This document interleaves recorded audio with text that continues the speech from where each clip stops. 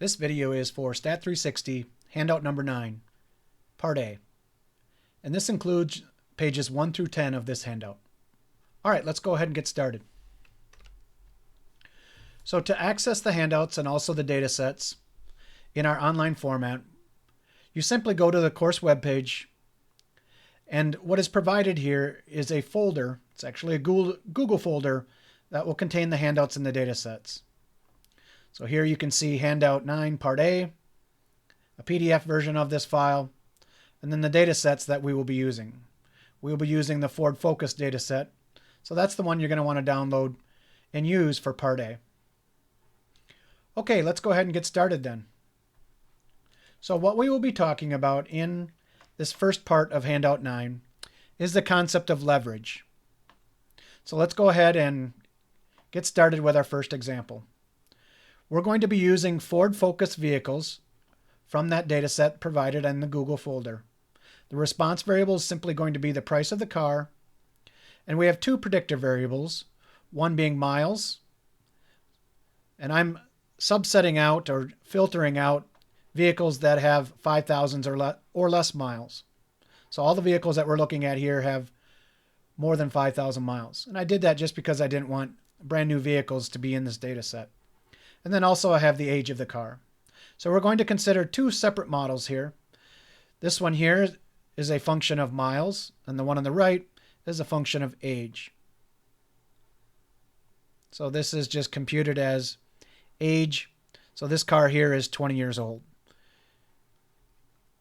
We're going to worry about this observation right here. So this observation that's kind of on the edge here. So what is the influence of this car on our estimated regression model? This car is almost 20 years old. The price is at $2,500, and the miles is up there at 187,000 miles. Now this car is identified in our scatter plots here with the highlights. So here you can see that it's about 185,000 miles, $2,500. And here it's almost 20 years old. So we're going to talk about the effect of this observation on our regression line. So let's first talk about just the big idea of leverage. The concept of leverage is used to measure or quantify the effect of a single point on the estimated regression model. So here's a wiki entry for leverage. It says leverage points are those observations made at extreme or outlying observations of the independent variables. So that's talking about the predictor direction. So the variables, the independent variables, are the predictor variables in our regression model. So the concept of leverage has to do with how extreme am I in the predictor variable direction here. So this observation that we've highlighted here is quite extreme in the age direction. Now it's not that extreme in the price direction. It's actually, looks like there's other vehicles that have prices around $2,500, but it is more extreme in the predictor direction. Now, I would guess that the idea of leverage was simply borrowed from the idea of leverage in physics, where we have a fulcrum point, and we're worried about the balance there amongst that fulcrum point. So likewise, in a regression setting, I would have a balance point here, which is actually going to be the average of the response, or of the predictor. So it's going to be the average of the predictor, and the data kind of just balance about that fulcrum point. The idea of leverage also needs to be considered in higher dimensions. And in fact, leverage may be more of a problem when I have multiple predictors in my model. So imagine a surface out there that is based on miles and years. You're trying to balance that surface amongst a fulcrum point. So again, this concept of leverage not only is a concern when I have a single predictor in my model, but also when I have multiple predictors in my model. So points that have high leverage are always points that are far away from that fulcrum point or that balance point. So points on the edges are always going to have more leverage than the points in the middle. If there's a significant gap, like I have here for age, then the point is much more likely to be of high leverage, and it's going to influence your regression line more. When I look at that point with respect to miles, you can see that that gap is not that substantial. It's much more substantial over here on age than it is for miles. So this point, as we will find out, is going to have more influence on the model for age than it is for the model for miles. So what actually happens, or what's the idea or the concept behind leverage here? So a point that has a large gap here, okay, and I'm talking about in the predictor variable direction, will have a considerable impact on the process that we use to minimize our sums of squares errors. So this point right here is the residual for that observation. In a sense, this point is tethered to that regression line, and it is pulling that regression line up because we want to minimize that residual for that observation. When this observation is removed from the regression model, I'm going to end up with a twisting effect in my regression model. So here I can see that my slope is going to go up. My y-intercept, what actually happens to be over here on the right-hand side, because the y-intercept is where the regression line passes through 0, and age is over here. So my y-intercept is going to go up a little bit, and my slope is also going to increase when that observation is removed.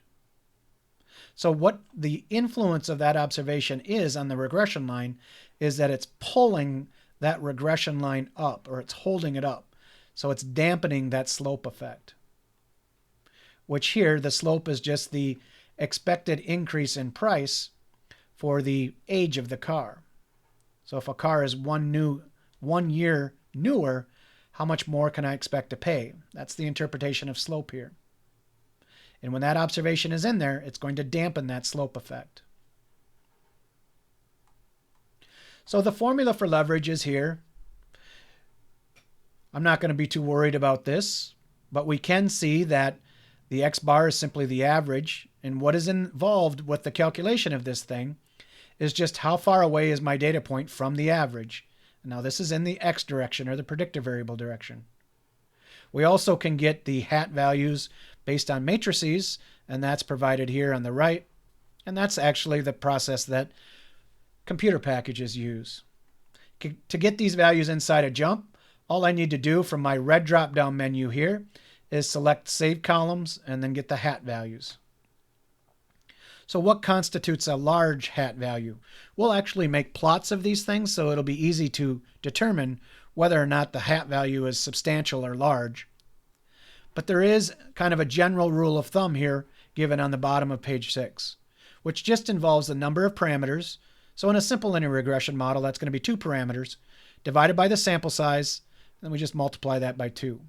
If my hat values are larger than that, then they are considered to have high leverage, or certainly warrant additional investigation into whether or not that observation should be included when you're trying to estimate the model parameters.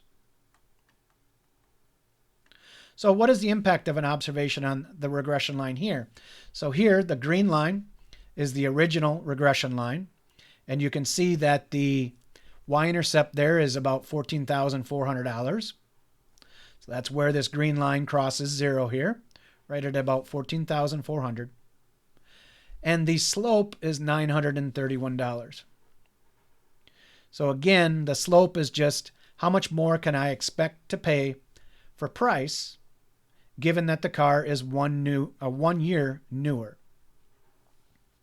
The model with the observation removed, you can see that the y-intercept is indeed a little bit larger at about 15,000.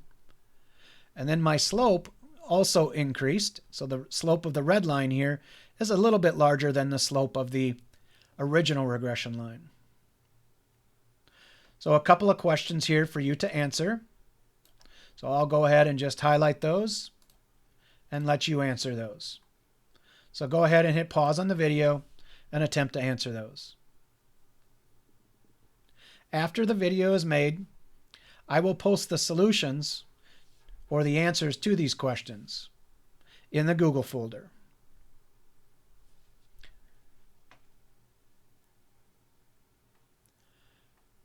Okay, we can also compare the 2 regression models. The one on the left is the regression model that has all of the observations, all 65 of the Ford Focus vehicles. And the one on the right is with that point removed. That point over on the point in question removed there. So again, you can see what the effect was on the parameter estimates. That's what I highlighted up above. But it also has an impact on things such as r-squared and our root mean square error. The r-squared for the model that has the point removed is slightly larger at about 62%, compared to 59% with that observation in it. The root mean square error, or the average residual value, is about 2,700 here with the point removed, and also about 2,800 here with the observation included. So you might wonder, why don't we always just remove those observations? I'm going to have a higher r-squared and a better root mean square error.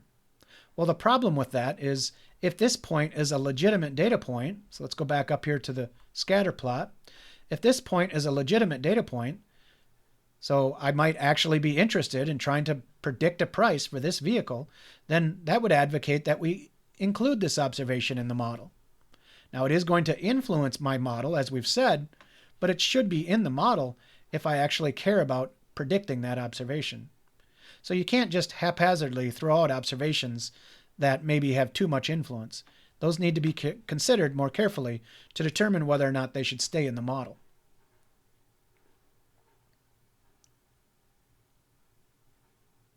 So I'm going to go ahead and go into Jump and just show you how to get these hat values. Once you obtain those, you can sort those.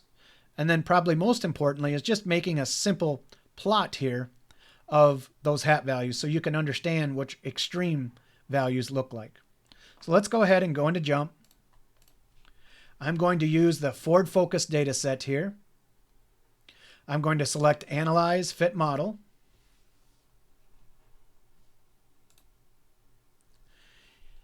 I'm going to put price as my predictor, as my response variable, and age as my predictor variable here. Go ahead and hit Run. Here you can see the scatter plot that we obtained up above. I actually adjusted the y-axis a little bit. So you can do that by just specifying, I think I went down to minus 5,000 or so. And then I think I went as high as 25,000.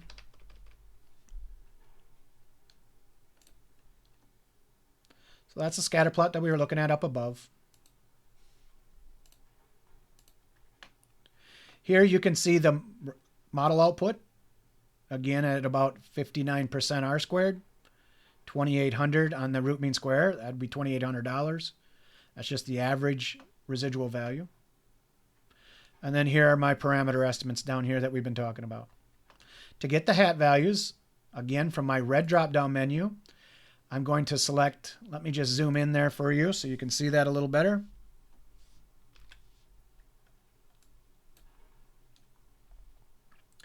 From my red drop-down menu, I'm going to select Save Columns, and then Hats. And what that's going to do is put the hat values over here in your data sheet. So I'm going to have a new column here for those hat values. Now what I want to do is sort those so that I can find the highest ones. So I'll go under Tables to do that, Sort. I want to sort those hat values. I want to do those in descending order. So just simply click the down arrow here, and that'll put those in descending order.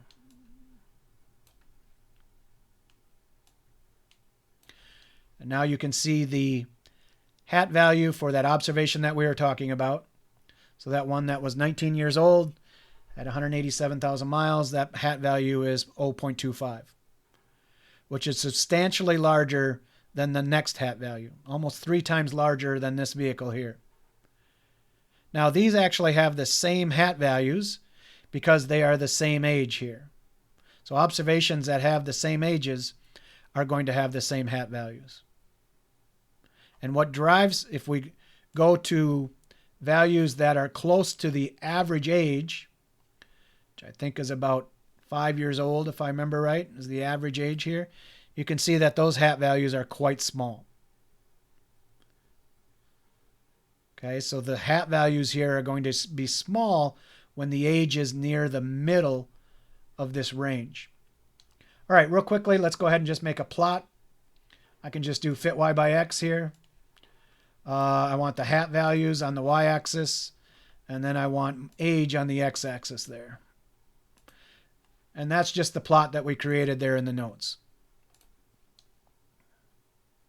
I put a reference line on there. Okay, so I double click. You can put a reference line on there. I think that's that quantity for, what was it, 2 divided, or number of parameters divided by n times 2, I think it was. So 2 divided by 65 times 2, I believe that's about 0.062. So that'll just add a reference line there for you. And anything greater than, any hat values that are greater than that would be considered large. All right, let's go back to our handout. So again, that reference line would be computed just using 2 times the number of parameters divided by n, as is shown here. I mentioned that the smallest hat values are going to be values that are near the average value for your predictor variable, which is at about -5. There were 65 observations in this data set. It doesn't look like that here, but these hat values are just stacked on top of one another. So every single observation in the data set is going to have a hat value. Let's go ahead and look at the hat values for miles. So the one on the left is the one we were just looking at. The plot on the right here is for miles. And you can see that that observation is over here on the right-hand side. Looks like its leverage is about 0.125 or so. So that same point actually has quite a bit of leverage for miles as well. But it's not as drastic. Okay, that leverage value is dampened quite a bit here with the model for miles compared to the model with age. So the model, that particular observation, as we said before, that particular observation is going to have more effect on the model for age than it does for the model that includes miles. Now, there are quantities known as DF betas, which are used to quantify the change in the estimated parameters due to an influential observation. So what the DF beta algorithm does is it just systematically removes each observation from the model, and then it re-estimates the regression coefficients. DF betas just simply measures how much do those estimated regression coefficients change when that observation is removed from the model. So for this particular observation here, the DF beta is going to be pretty high for the slope, because removing that observation is going to have a significant impact on the slope. It went from, what were the values again? And it went from about 900 up to about 1100. If I were to pick on another observation, so an observation in here near the middle, it's not going to have much influence on the slope. So the DF beta for that is actually going to be quite small. And likewise, the leverage value is going to be quite small. So the concept of a DF beta and leverage are closely connected to one another.